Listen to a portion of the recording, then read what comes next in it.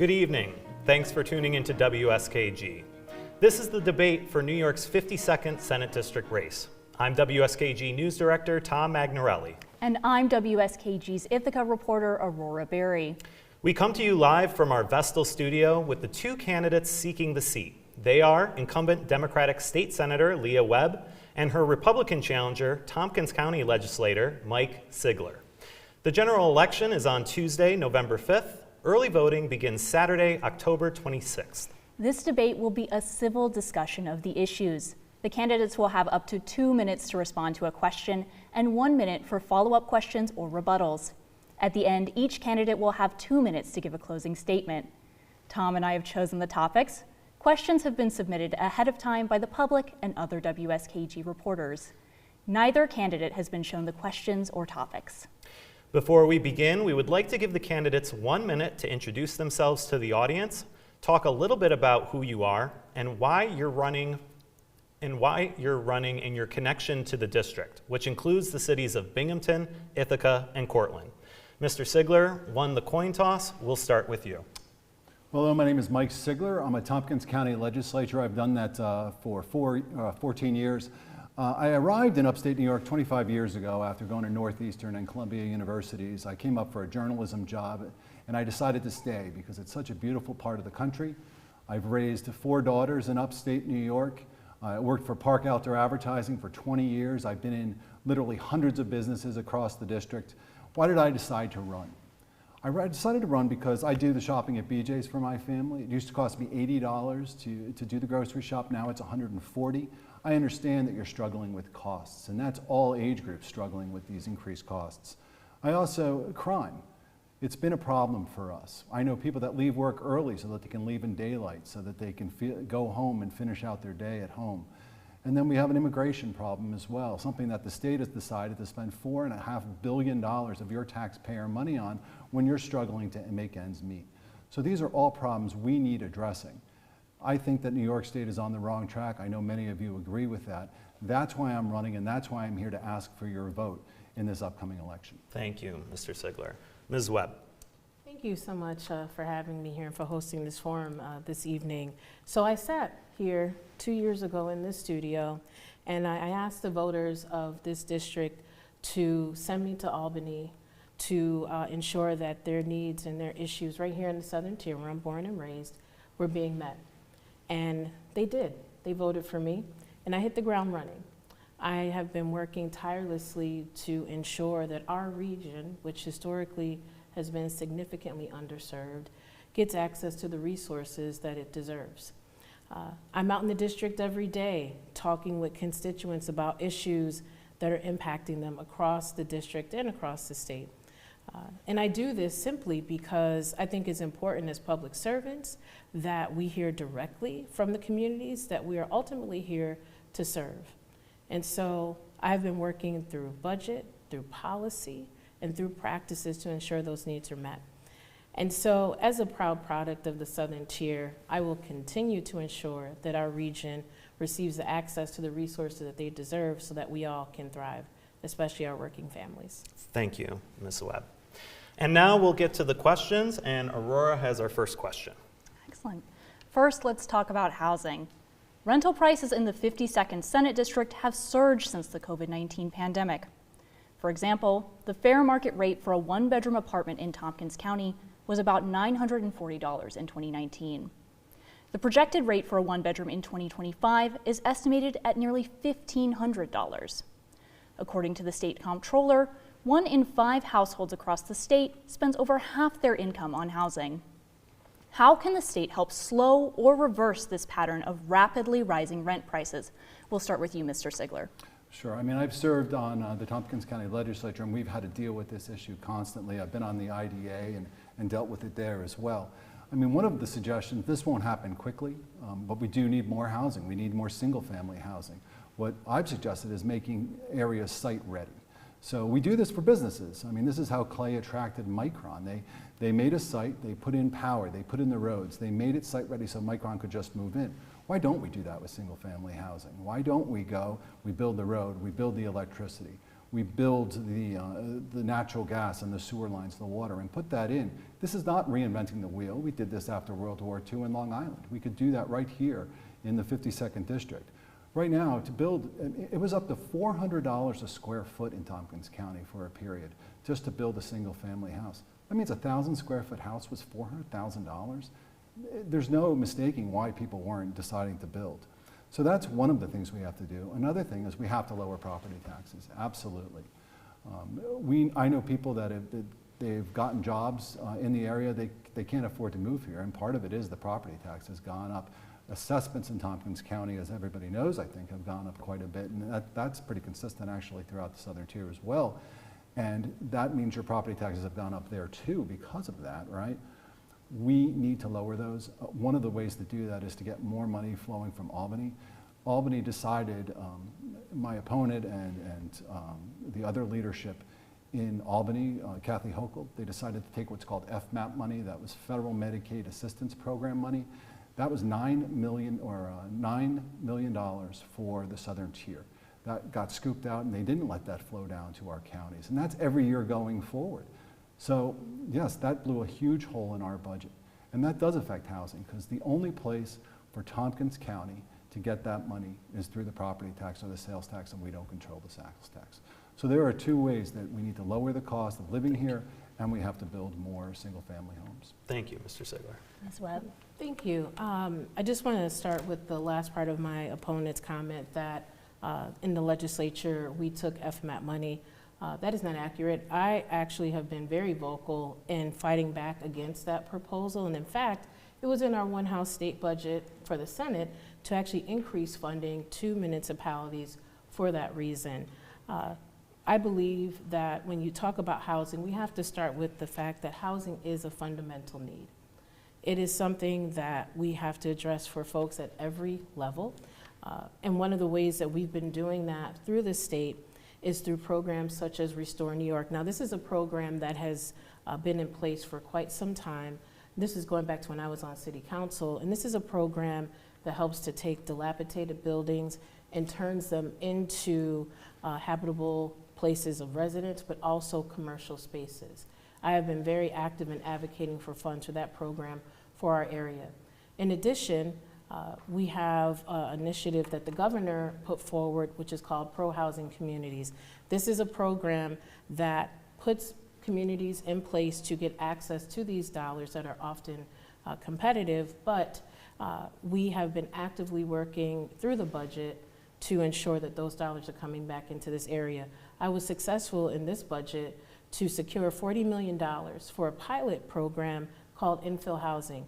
This is a program that takes single or two-family homes and turns them into affordable housing options. All of these resources are important, and I also want to lift up the need to support our homeowners. We know that we've fallen on hard times financially, and there are homeowners who want to stay in their home, but they don't have the resources. So every year that I've been in the state Senate, I've advocated for the program called HOP, or the Home Ownership Protection Program, that helps homeowners to stay in their home who've fallen on hard times. For those individuals who are renters, we also have provided funding for upstate called the One Shot Program to help people with paying the rent. At the end of the day, we do have to address infrastructure, and I will continue to advocate for those resources to continue to come to our area. Thank you, Ms. Webb. Of course. Can I respond just quickly? I'll give you a minute. Minute? I don't even need a minute. I think everything she talked about were all programs, but I think what the state has to recognize is that the state is not going to be the one building this housing. It's going to be the developers. It's going to be the house builders. And they're the ones that are really feeling the pinch here. And they are finding it too unaffordable to build these houses. And the state isn't coming forward with programs that helps them build them. Instead of, the state is very focused on making affordable housing, but they're not focused on making housing affordable. And there is a difference there. We've built some affordable housing in Tompkins, and we've struggled. We're trying to move people from homelessness right into these apartments. And we have people that are setting fires in these apartments. We have people ripping out the copper wires in these apartments. And once that happens, and once you get a reputation like that, it's very hard to continue building this affordable housing. So I would like to see the change in dynamic at the state level. Am I allowed to? Yes, rebut? 1 minute. In fact, at the state level, and I've been very active in pushing for money for developers through programs such as the Neighborhood Preservation Program and Rural Preservation Program. These are direct dollars that go to developers to create housing options. In addition, we have initiatives such as the Downtown Reinvestment Initiative that, again, is helping with both mixed commercial and residential developments. And we've actually seen projects open right here in the Southern Tier because of these dollars. So again, there is no denying that the cost of goods and materials have gone up across the region, across the state, and across the country. There is no arguments there. However, at the same time, we are actively, and I'm actively pushing for those resources, whether you are a developer, a renter, or a homeowner, to make sure that that fundamental need for housing that we all have, those needs are continuing to be met. Thank you. And one more question about renting. The state legislature recently passed good cause eviction legislation, which limits the reasons why a landlord can choose not to renew a tenant's lease. Some opponents saw this law as an infringement on property rights. Others thought the legislation didn't go far enough to protect renters. Do you think this law is an example of effective renter protections? And is there anything you would have liked to see change? Mr. Sigler. I do think it's an infringement on property rights. I mean, it's not good cause eviction because you're not evicting the person. You sign a contract with someone to rent an apartment, and then that contract ends, and you renegotiate that contract, and you see if you have the terms that you like. I mean, if you go out and you talk to landlords, landlords like good tenants, and good tenants like good landlords, and if you have that kind of relationship, then that's what forms the basis of a good contract. So this wasn't actually good cause eviction, and what it's done is you're making it so that there are landlords that if they get a tenant that maybe they do want to get rid of because that tenant isn't a great tenant, maybe they are being destructive to the property, maybe they are causing, maybe it's a duplex or a triplex, and the other people in the building don't feel safe because of that person. Eviction court is very difficult in New York State. And this is a way that maybe they can get out a little more easily and make it a more pleasant building to live in for the other people that live there. They have rights as well. Good cause eviction kind of wipes all of that out. Thank you. And it's an infringement on property rights. Thank you, Mr. Sigler. Ms. Webb. Thank you for this question. Good cause, there was a lot of missing and misinformation that was a part of this piece of legislation. One, as the name denotes, you have to have good cause. It doesn't mean that you can't evict. The law was designed to provide protections for tenants, and it was not designed to penalize the small mom and pop landlords. It is designed to address those bad actors who are creating inhabitable conditions for tenants. We hear complaints where people are being pushed out of their apartment by having their water cut off, and it's important that we provide protections. I find it interesting that my opponent viewed this as an infringement as a landlord himself who's had tenants that have sued him because of the inhabitable conditions that he created for tenants in his building, and this is of public record.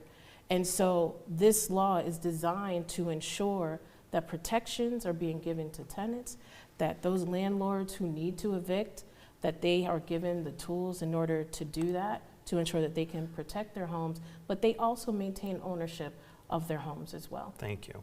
Thank you, Kind of Ms. need Webb. to respond to that. 30 seconds, 30 so we seconds. can move on. Thank you. So the building she's talking about is the building that I lived in with my ex-wife at the time, and we brought our daughter home to from the hospital. We lived there. When we moved out, we decided to rent the building, and there was a dispute with the city, really. It wasn't a dispute with the tenant so much. It was the city said this apartment has been cut up in a way that's not legal. We did not know that at the time. So the city said, yeah, the people cannot live here. So those folks were obviously upset. They had to move out of their apartment. So yes, they sued. We settled with them very quickly, and we settled with the city, and then it was rented very fine after that. So really, it was more of a dispute with the city. Thank you, Mr. Sigler. Thank you. Let's move on. Our next question comes from WSKG's climate reporter, Rebecca Redelmeyer. New York has made nation-leading commitments to reduce greenhouse gas emissions, which contribute to climate change. But as the state continues to experience severe storms and heat waves that are getting worse with climate change, reports show New York has fallen behind on meeting its climate commitments. Do you see climate change as an existential threat? How important is it for the state to transition away from burning fossil fuels and reduce greenhouse gas emissions? And we'll start with Ms. Webb. Thank you so much for this question. We are experiencing the rapid effects of climate change. We know there are communities, Florida, North Carolina, that have experienced extreme flooding, and right here in the southern tier, we've experienced extreme flooding still to this day. And so it is part of the work that I've been doing in the state legislature to ensure that resources are going to, whether you are a homeowner, a renter, to ensure that you have the ability to stay in your home when you're experiencing inclement weather events that are caused by climate change. We are actively working to reduce our greenhouse emissions, and we have programs that we've been investing in. I've advocated for funding for programs such as the Environmental Protection Fund, which provides resources to community members and institutions to help with reducing that carbon emission.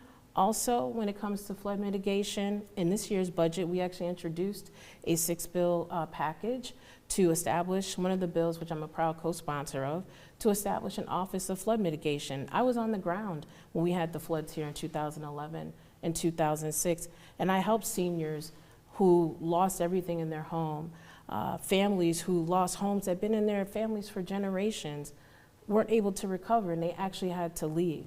So the effects of climate change are very real, and my work, in my opinion, is that we don't have time to wait. We have to continue to move forward to reduce our dependence on unclean fossil fuels and move towards a more renewable energy solution. Thank you, Ms. Webb. Mr. Sigler. The state has made a commitment to decarbonize our energy production, and to do that, I just believe it's on the wrong path. I mean, it says that it believes that this is an existential threat, and yet won't do the things that are necessary to address something that is an existential threat, right? What we've done is we've said, for example, we're going to use less fossil fuel, we're going to use less natural gas. We aren't. We're using more natural gas today than we did just 5 years ago. What this state has done is outstated its energy production to Pennsylvania. Right here in upstate New York, you have one of the cleanest grids in the country. You have about 98% of your power comes from non-carbon sources. So because you have the nuclear power plants and you have Niagara Falls. The big problem is New York City. In New York City, we're going to be building, the state has decided to cover a lot of our active farmland with solar panels and to pipe that power down to New York City. They're going to need all new grid lines to get it down there. It's going to cost billions of dollars, and that's going to be paid by you, the ratepayer. It's not going to be just paid by New York City. It's going to fall on your shoulders. And then we also go things like electric buses. That's going to cost your school districts billions of dollars, and it's going to make no effect whatsoever on the amount of carbon that is going into the atmosphere. The only way out of that is to go with some nuclear power plants. This state decided to close a 2,000 megawatt nuclear power plant with nothing to replace it. So it had to replace it with coal-fired and with natural gas power plants down in Pennsylvania. It doesn't matter where the tailpipe is if the carbon is going into the atmosphere. It's been just a game of moving it off of the New York State ledger into Pennsylvania. Thank you, Mr. Sigler. Can I offer a rebuttal? Yes, you may. 1 minute. Sure. So I think my opponent is a little misinformed when it comes to what the state is doing as pertains to renewable energy. I'll start with the point he made about nuclear. First, it's well documented that nuclear energy and how you store it, there is no clear way to do it in a clean way. And I don't know about you, but I imagine no one wants to have their backyard filled with brownfield material. The other piece with nuclear energy is that it's very costly, and by the time you would actualize any real savings, we're talking about minimally 15 plus years. And just 1 kilowatt of energy generated by wind is a lot cheaper and easier to come by versus nuclear. So that's not a reliable option when it comes to renewable energy, but what we do know, what's been proven, is most certainly solar, wind, electrification, and other methods that will ensure that we will reduce our carbon footprint, that it won't come on the backs of working families. That's why the Infrastructure Reinvestment Act at the federal level is one of the great tools that we have and we've been pushing for. Thank you. Thank you, Ms. Webb. Mr. Sigler, did you want to respond? Just that I don't understand why we would think that nuclear waste is going to be, it's not a pollutant. Waste and pollution is not the same thing. I mean, radon in your basement is more dangerous to you than nuclear waste.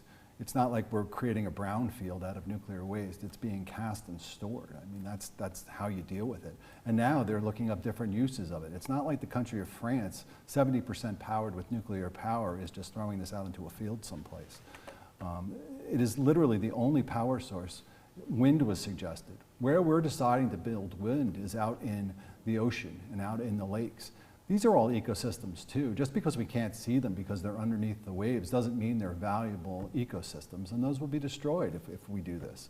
And it's an intermittent power source. It's not baseload power like hydro or coal or nuclear or natural gas. It's intermittent, and unless you have huge battery storage to store that power so you can use it when it's needed, it's not really an effective power source. Thank you. If you're just joining us, this is the debate for New York's 52nd Senate District. I'm WSKG News Director Tom Magnarelli with WSKG's Ithaca reporter Aurora Berry. We're coming to you from our studios in Vestal over WSKG News, WSKG TV, and YouTube. We're also streaming on WSKG.org. I'm joined in the studio by the candidates. The incumbent is Democratic State Senator Leah Webb, and her Republican challenger is Tompkins County Legislator Mike Sigler. Now, let's get back to the questions. Let's talk about reproductive rights. Since Roe v. Wade was overturned, many states have banned abortion, leaving some worried about the implications for reproductive health care across the country. Mr. Sigler, you've said that you would not introduce legislation to restrict abortion in the state. And Ms. Webb, you've highlighted your record on reproductive health while campaigning. My question to both of you is how you would go about improving the quality of reproductive health care in New York if elected. Mr. Sigler, we'll start with you. Well, as I've said often, is that New York State has had abortion on the books for half a century. 24 weeks is the limit that was decided upon, and there is no Republican state senator that has any legislation forward. I will not be a state senator that brings anything forward. New York State, this has been shown over and over again, this is where we are on abortion, and it's a case closed on that. For half a century, we've been there. I think what we should focus on is how do we then have less need for abortion, and how do we do that? We do that through healthcare for women when it comes to reproductive, the pill, and maybe copper IUDs. And some of this should be taxpayer funded. We would like to have women control their bodies so that they can decide when to get pregnant. So we want to make abortion as rare as possible. And some of that will be taxpayer funded. And that's something I would support moving forward. This is something that I was elected in a post-Roe v. Wade world, where in a state like New York, because of legislative actions we took in 2019 to try to codify reproductive rights, specifically abortion, that is why we have protections. But it is very clear that my opponent and his party is pretty outspoken with regards to their interest to support continued rollbacks when it comes to abortion. And in fact, when the argument has been made around exceptions, my opponent is on the record of saying that exceptions in the case of rape are a distraction. At the end of the day, women should have autonomy over their bodies. The Roe v. Wade decision has continued to create negative ripple effects in our state, in our community. In communities like ours where we already have challenges with getting access to specialists, whether it's an OBGYN, other practitioners, we have to do more, and I have been doing that as the chair of Women's Issues in the Senate. We've established a reproductive equity fund to help individuals who financially are struggling to get access to reproductive care because of limited and no insurance to be able to pay for those services. We have a responsibility, not only as electeds, but as public servants, to not engage in fear-mongering and misinformation when it comes to the fact that women can and should have autonomy over their bodies, and to suggest a certain type of birth control. As a woman myself, I enjoy having the autonomy over what type of birth control methods I can use. Everybody's body is different. And so this is something that to me and to thousands of residents across this district, across this state, are pushing for more supports. We need protections, and we just can't rely on the fact that we have codified it, especially in light of Roe v. Wade. We also have seen attacks coming when it comes to access to other aspects of abortion, when it comes to abortion medication. So all of these things are important. Thank you. Let's move on. Our next topic is immigration. Earlier this year, Republicans in the state legislature introduced a bill called Lakin's Law that would require certain courts, local and state law enforcement to notify Immigration and Customs Enforcement, or ICE, when someone who is arrested or convicted of a crime is not a U.S. citizen. Lakin's Law did not go anywhere in the Democratic-controlled legislature, but even some Democrats have expressed openness to changing some aspects of sanctuary city laws, which limits local law enforcement's cooperation with federal immigration officials. New York City Mayor Eric Adams said he was in favor of law enforcement working openly with immigration authorities to deport migrants suspected of serious crimes. The question is, would you support any legislation in New York State that would allow more cooperation between local law enforcement and ICE officials? We're going to start with you, Ms. Webb. I know this is a very hot topic in our public discourse here in the state, and most certainly nationally. But it's very clear is that we need national policy reform when it comes to immigration. So whether that is securing the border, making sure that those immigrants that are coming here who are seeking asylum, immigration is a part of the American story.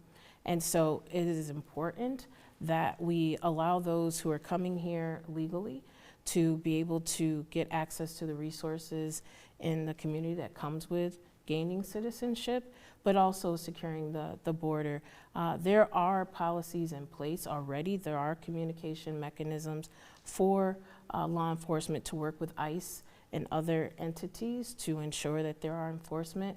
But at the end of the day, we need national reform when it comes to immigration. There was a bill at the federal level, a proposed bill, a bipartisan bill with immigration reform, and unfortunately, the party of my opponent shot it down. And so this, to me, is something that there's a lot of fear-mongering, and at the end of the day, we have a responsibility as public servants to not fuel fear, but really provide real solutions to complex issues, whether it's immigration, reproductive rights, the environment, and so on. Thank you. Mr. Sigler. $4.5 billion. That's what it's going to cost. That is what Kathy Hochul and my opponent have decided to spend on this issue. And in large part because we declared ourselves to be a sanctuary state.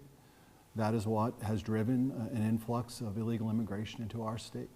And now that is the responsibility of New York State. So that is why $4.5 billion are being sucked out of our communities, out of the 52nd district, and spent on folks that have come in here illegally.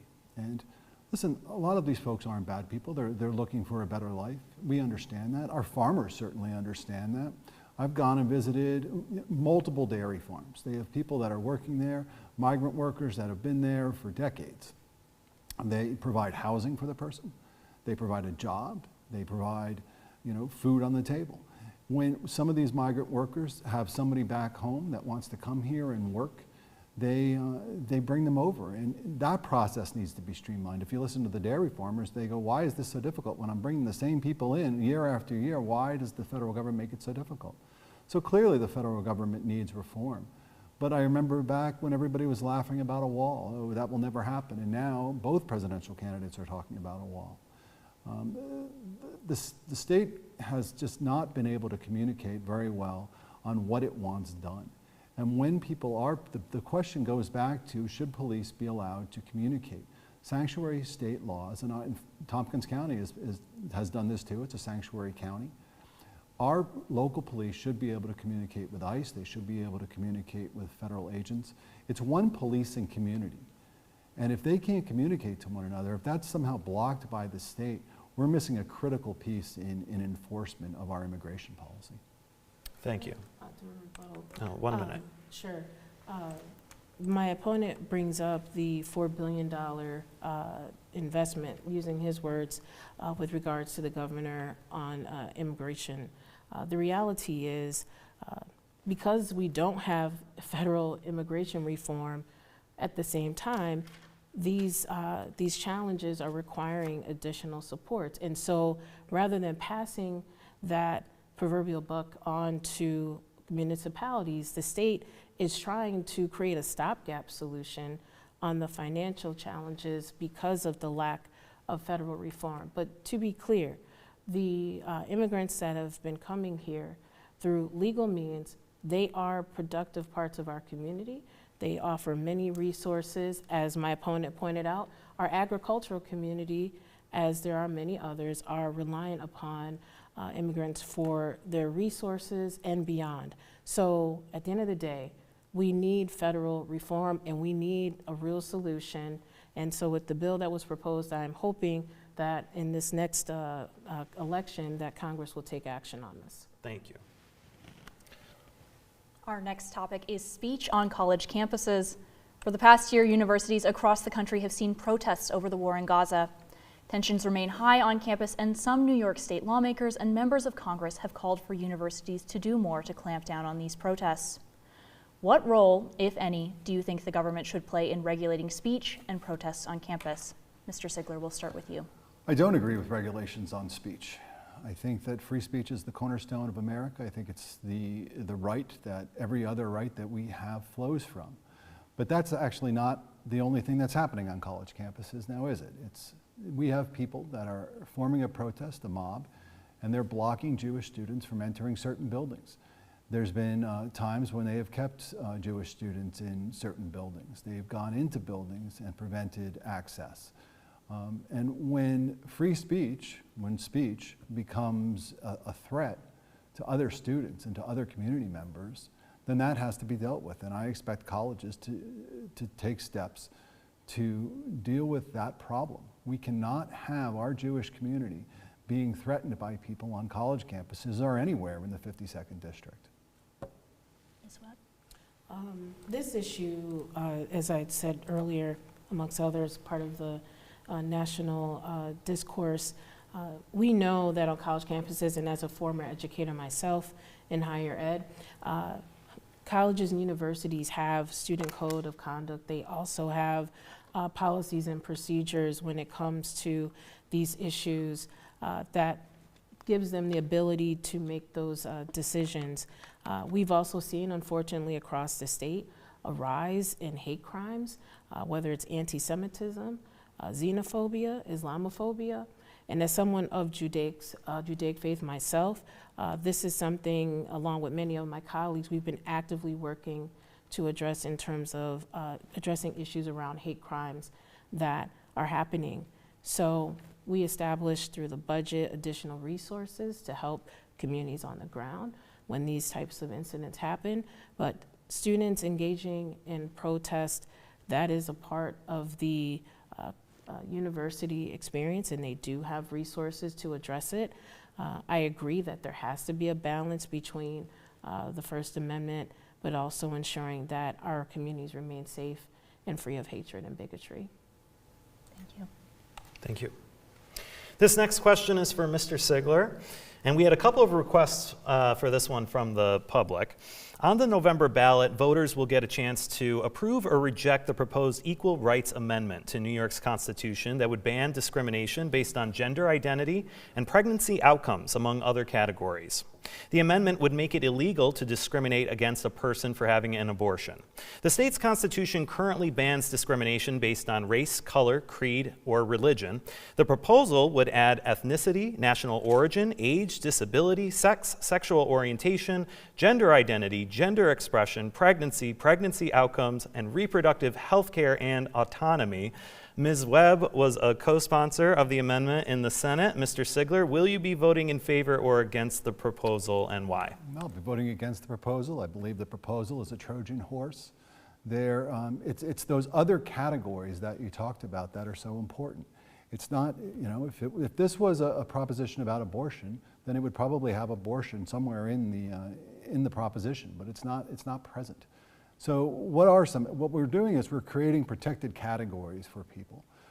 You saw that age was in there, for example. So what we're basically saying is if someone wants to, they have a gender identity that's opposite their sex, then they should be able to demand hormonal therapy at the age of what? I mean, if age is not a factor, then maybe the age of 14. And some people say, oh, that's not possible. Well, no, age 14, there's a lot of things that happen when you're the age of 14. If you've been in family court, you know that. So then, yes, I don't think that minors should be allowed to make life-changing choices at the age of 14 when it comes to something that could leave them sterilized, something that could separate them from their sexuality. Then you also have national origin was in there. So what we're doing is we're basically putting in the New York State Constitution sanctuary state status. So that will never be removed. We'll be a sanctuary state forever. And that's where this law goes. That's where Prop 1 goes. I just believe it to be a Trojan horse. Thank you. Ms. Webb, did you want to respond? Yes, unfortunately, my opponent likes to stoke fear and misinformation. The Equal Rights Amendment is doing exactly what it says. It is providing protections as it pertains to reproductive rights and further protections as it pertains to protections against discrimination. A lot of these respective classes are already covered under federal law. In the Constitution, we're trying to go a step further to provide additional safeguards. It is not a Trojan horse. It is exactly what it says it is. It is an opportunity to protect reproductive rights in the state as we continue to deal with the fallout of Roe v. Wade. It allows for protection against discrimination. We just had a conversation around the rise of hate crimes, and that's fueled by bigotry. We need to have protections, stronger protections in the state to push back against those issues. And as someone who comes from education, this notion that individuals, young people can go and have these type of procedures without parental consent is not even accurate, and it's not even a part of this ballot measure. I encourage the community, especially those who are most impacted by these issues, to not listen to misinformation, fear-mongering, because of it's politically expedient for folks to stoke fear and not give real information. I think it is a disservice as elected officials to do that. We have an opportunity and a responsibility to discern fact from fiction. And as someone who in my first week of being in the state Senate voted to put this measure on the ballot after hearing countless stories of women across this community, across this state, as a community organizer and healthcare organizer, women are concerned that their bodily autonomies will be taken away. And we have to do all that we can to protect it. Thank you. I have a follow-up question for both of you. 1 minute to respond. This was submitted by the public. What will you do to protect the healthcare and legal rights of your transgender constituents? We'll start with you, Ms. Webb. I think most certainly the question we were just answering with regards to the Equal Rights Amendment, again, providing additional protections. In the state legislature, we are constantly trying to identify ways to support our LGBTQIA+ community members. I sit on our Senate Health and Mental Health committees, and one of the data points that I learned in this seat is how pervasive the challenges are as pertains to mental health, specifically suicide rates of young people, especially Q+ youth. That's why I co-sponsored a bill to establish a state task force to examine LGBTQIA+ youth and mental health for that reason. We also have taken measures, as I mentioned earlier, to provide resources to municipalities around addressing issues of hate crime. We know that this community, especially in the trans community, they continue to experience high rates of violent acts committed against them. Thank you. And so it's important that we provide continued protections. Thank you. Mr. Sigler. I think that transgender people should have the same rights as everyone else. I believe that people should be able to live free of violence. They should be able to live free of fear. They should be able to walk down the street in their communities, and the police should protect them. And that's, I think, part of the problem that we're seeing in New York State right now. It goes beyond just transgender rights. I think that when it doesn't matter who you are, as long as you are a U.S. citizen, you have a certain set of rights, and those rights need to be preserved. And that goes for someone who's transgender or whatever race you are, whatever sex you are. You should be free to live your life in the United States of America, New York State, free from fear. And a lot of the things that New York State has done has made people more fearful. We look at bail reform.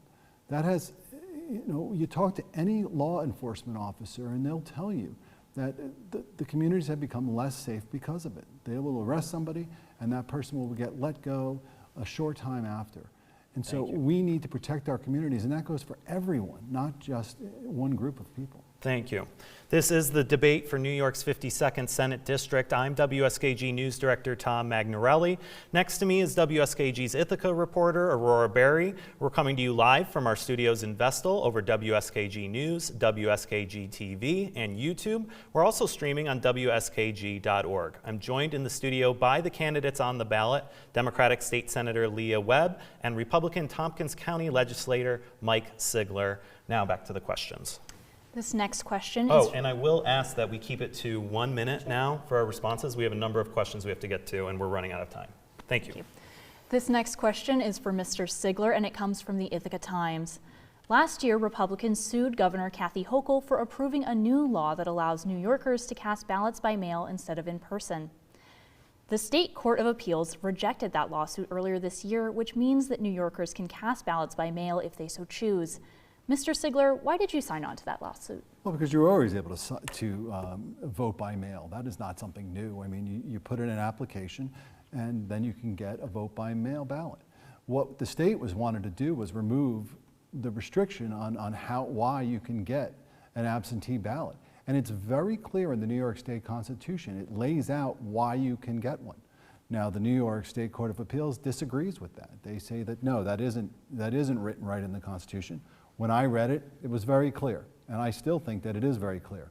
However, this is the law of the land. We will play by those rules. We'll be getting in those mail-in votes just like everybody else. But no, I found that to be a very easy one to settle because this even went out. Democrats agreed with Republicans on this just 2 years ago. They sent it out to a statewide referendum, and it was shot down by the voters of the state of New York.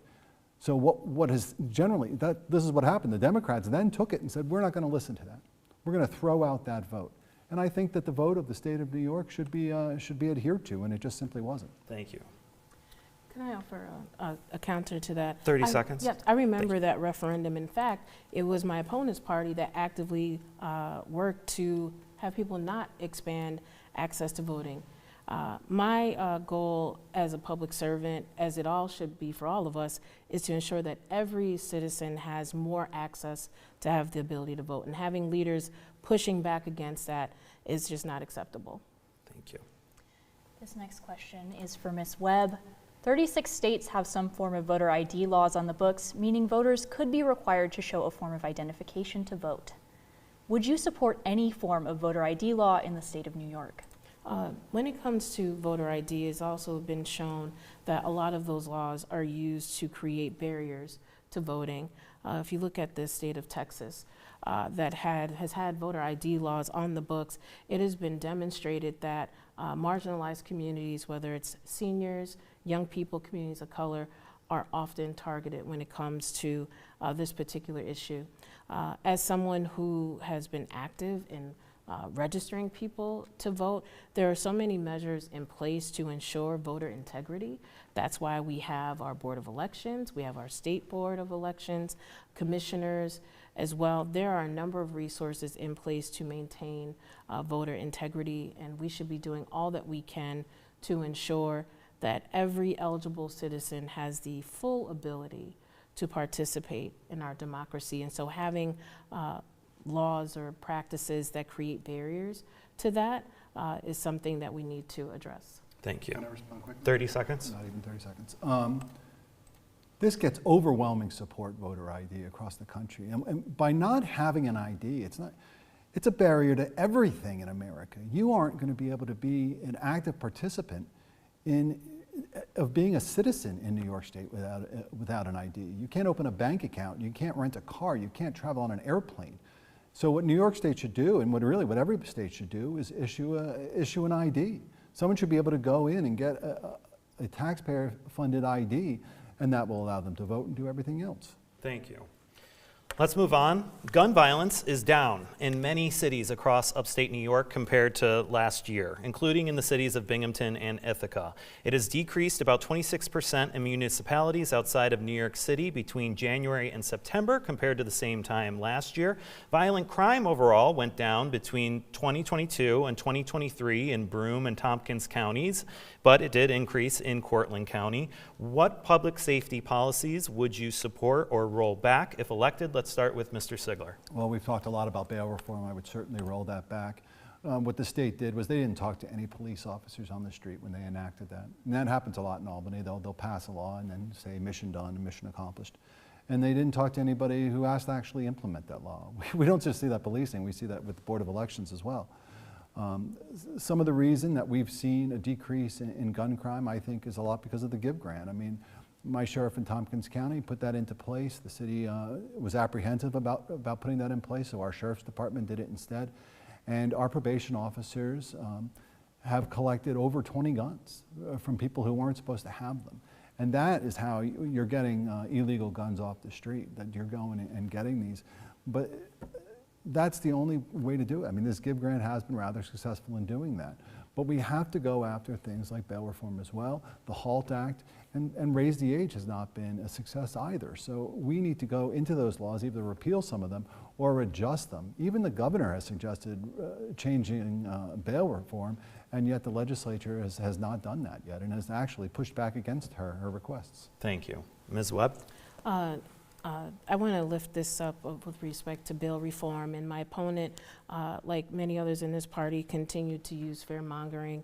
The reality is judges have discretion. They still have the ability and do set bail. Bail reform did not change that. The premise with that law was to create space for those individuals who committed nonviolent crimes due to poverty, to create less of a burden on our law enforcement officers. And when you speak to law enforcement officials presently, they will tell you that this has been helpful. The piece with regards to reduction of gun violence, I've been an advocate for gun safety reform. My opponent actually voted against a resolution that would ban military-style guns, which is something that no resident should have access to. We have in New York red flag laws. I've supported those measures and many others. We know that gun safety and making sure that it's not falling into the hands of those that are the most dangerous is paramount, and that's why we continue to see the trends that you mentioned earlier. Thank you. 15 seconds. Go ahead. I don't know how Tompkins County would have any kind of power to ban any assault rifles, but I don't. There's a resolution that was offered by the Tompkins County Legislature that you voted Well, against. clearly we don't have the power to do that. But I do want to mention that I have been endorsed by over a dozen police unions, and they are not saying what my opponent is saying. Thank you. Let's move on. Our next question comes from our Elmira Corning reporter, Natalie Abruzzo, and it's about land spreading. Land spreading is the practice of using sewage sludge or biosolids as fertilizer. It is a combination of human and industrial waste produced from wastewater treatment facilities that is spread on farmland. But research shows that sludge can contain PFAS or forever chemicals, which can increase the risk of certain types of cancer, birth defects, and developmental delays in children. In 2022, Maine banned the use of sewage sludge or biosolids on farms. Earlier this year, Connecticut became the second state to ban it. Should New York join them? What should be done to protect the health of farmers and consumers? Ms. Webb. As a member of our Senate Agriculture Committee and someone that's actively involved in the environment, this is a very important issue. In Tompkins County, for instance, we know that the continued growth of PFAS is creating challenges with even having the ability to swim in Cayuga Lake, amongst many other environmental hazards. In my conversations with not only farmers, but also researchers in trying to find more cleaner ways to deal with issues such as sludge and the byproducts of that is very important as well. There have been studies that are demonstrating that the alarming rate in which PFAS and our exposure to them, whether it's through common household goods, other things of that nature, that we have to take steps. In New York, we are doing it, whether it's through the CLPA, other legislative means to reduce this particular type of byproduct. I actually have a bill that is looking at addressing these type of products that are unsafe when it comes to our beauty products, as an example. So those are a few of the ways. Thank you. I mean, I have a lot of questions about this, obviously, and before I make any large statement about whether a ban or not to ban, I would like to talk to actual farmers who are doing this practice or are not doing this practice. I mean, they're the ones who will have to implement it or will have to suffer with the ban. At first glance, though, I'm looking at it going, you know, why do we have all of this waste that we have to, if it's coming out of a treatment plant, why aren't we properly treating it? Or is this just a natural byproduct of the whole system? How extensive is the use would be another question I would have. So, yeah, I mean, I would say that putting down human waste on our farm fields that are then going to grow the corn, that are going to go to the cows, certainly creates a bad situation. But I would definitely like to go, and I'll reach out to the Farm Bureau and see what our local farmers say about it. Thank you. Now, I want to talk to each of you about your parties and the top of the ticket. In a survey conducted with WSKG listeners earlier this year, the #1 issue people are most concerned about in this election is protecting democracy, including the potential loss of democratic norms and the threats to democratic institutions. The concerns were directed at Donald Trump in particular, and as one Broome County resident put it, the Republican Party's shift to authoritarian values. Trump and a number of Republicans won't say that he won the 2020 election. To Mr. Sigler, are you voting for Trump and why? I am not. I'm not voting for anyone at the top of the ticket. Okay, thank you. Can you say that Trump lost the 2020 election? Yes, Trump lost the 2020 election. Okay. Are you concerned that if Trump loses again, he's not going to concede? No, I mean, I'm sure he maybe won't concede, but the concession is not as important as on January 20 that he leaves the White House if he loses. And I hope the same will be said about the other side, that on January 20th we'll have a peaceful transition of power, just as we had the last time on January 20th. Thank you. Ms. Webb, you're voting for Kamala Harris. Let's talk about rhetoric on the left. There have been multiple assassination attempts on Trump in the past few months. Trump and other Republicans have blamed the rhetoric of President Biden and Vice President Harris for causing him to be shot at. Democrats have frequently described Trump as a threat to democracy, and just last week, a New York State senator compared a Trump rally being held in New York City later this month to a Nazi rally. Do you think that rhetoric from Democrats has gone too far? I don't think it's a matter of rhetoric. It's a matter of what Donald Trump is actively saying at rallies and those who support him. There are violent acts that happen at those rallies. I do not condone violence in any shape, form, or fashion, whether it's directed at Donald Trump or anyone. This is a byproduct of what we continue to see, is that we have become so polarized in our democracy due to leaders politicizing real people's pain and real challenges, and we have an obligation as a community, and that's bigger than any party. We have an obligation as a community, as public servants, to ensure that those values of dignity and respect and humanity, that is what makes our democracy work.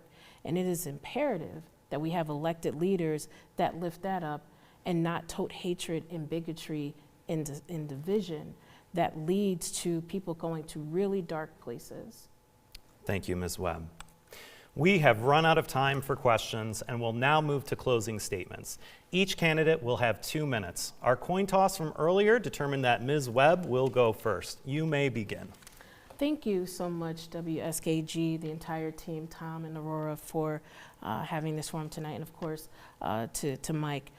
When I started this journey 2 years ago to the New York State Senate, I took it very seriously as someone who's born and raised here, the needs that we have here in the Southern Tier. I'm actively out listening to concerns that working families are lifting up, and I share those concerns. When it comes to issues of affordability, that is a top concern of mine. When you look at the challenges around housing, access to affordable health care, child care. All of those things are important. Living wages that allow people to thrive and not just simply survive. That is why I've been active in pushing for more resources to our community. The issues around reproductive rights are very important. I know women, including myself, are concerned that they will lose their bodily autonomy. I will continue to advocate for those resources to be expanded. When it comes to the issue of public safety, everyone in our community deserves to be and feel safe. That is why I've been actively pushing for resources, whether it's supporting our first responders and providing them with money, whether it's policies that also help to address that important issue. As a community, we have an opportunity to have leaders that will continue to center the needs of the Southern Tier. As someone who is here, has been here all my life, and has seen what has happened when we don't get resources, that's why I'm actively pushing for those resources to come here, whether it's through policy, whether it's through the budget, or most certainly through practices. And so you gave me the opportunity, the Southern Tier, 2 years ago to be in this seat, and I graciously ask you for the opportunity to continue. I want to thank every resident that has supported not only my time in the Senate, but continues to support the good work that we are trying to do and are doing here in the Southern Tier. Thank you. Thank you, Ms. Webb. Mr. Sigler. Well, I definitely want to thank Tom and Aurora and the Senator for doing this debate. I want to thank the audience for tuning in and the crew here. So I'm running, I look back as to why I decided to run for New York State Senate. And it was because the state came in and they swooped in and they took this $9 million. And that was in the FBAP money and the Medicaid money, which frankly the county shouldn't be paying for anyway. And then when I started doing a lot of doors, we decided to go for this second line, this local 607 line. And to do that in New York State, you have to get 3,000 signatures. We went and got 4,762. We knocked on a lot of doors. We heard from a lot of people about what their concerns were. We didn't have to take a poll. They were struggling with cost, just like my family, with my 4 daughters and my wife. We're dealing with the cost as well. I deal with it at Park Outdoor Advertising when I go in businesses, and they're wondering how they're going to make it. And then they also were talking about the crime when I went to these doors and how they were worried about going downtown and things like that. And you know, you have, and it was young and old people too. You know, you were talking to the young people, they're leaving the restaurant, money in their pocket, they look around, they don't see any police officers. You have older folks that they don't want to go downtown and shop because they're worried about crime. And yes, the immigration issue, it was a surprise to me as well that that was such a big issue for people. But every place I go, I hear about that issue. And the big question comes down to, do you think New York State is on the right path or the wrong path? And most of the people I am talking to think it's on the wrong path. But there is a brighter future forward. We live in a great state. We live in a state where you can be at one of the natural wonders of the world, and then 6 hours later, you can be in Times Square. And the Finger Lakes and the Southern Tier and Central New York are some of the most beautiful places to live. We have good bones here. We can make this state the Empire State. We can make it a great place for you to raise your family and your kids where they want to live and where they want to build their families and careers. So I'm asking for your vote tonight, and I want to be your voice in Albany. Thank you. And with that, we are out of time. I'd like to thank Ms. Webb and Mr. Sigler for participating in this debate.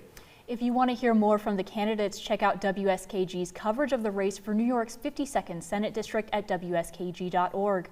You can also see all of WSKG's election coverage at WSKG.org/votes. A recording of this debate will be on both WSKG.org and on WSKG's YouTube channel. For everyone here at WSKG, I'm Tom Magnarelli. And I'm Aurora Berry. Have a great evening.